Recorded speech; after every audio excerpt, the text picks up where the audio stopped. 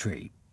Now, how much do you trust social media? A British study by the Centre for Information Resilience has found that a network of more than 350 fake profiles across Twitter, Facebook, YouTube and Instagram are pushing pro-China narratives and trying to discredit critics of the country's ruling Communist Party.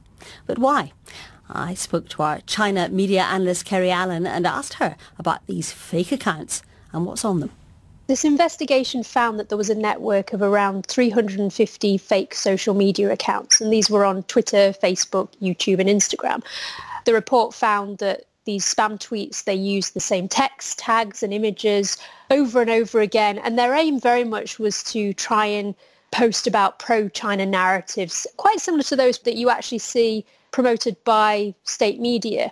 So a lot of content very much tried to paint the idea of the US as having poor human rights records, and it focused on issues like gun laws and race politics. Do we know what the impact of accounts like this are?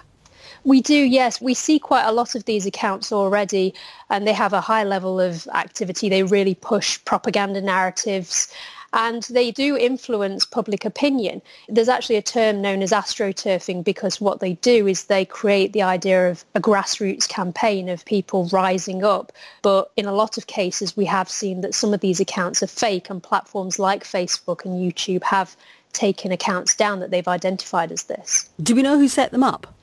We don't at the moment. I mean, there's no evidence to suggest that they are directly linked to the government, but there were definitely some telltale signs that they were fake. So this investigation found that a lot of the photos were AI generated. There was blurring around the hair of people's profile pictures in them. Teeth were at a strange angle.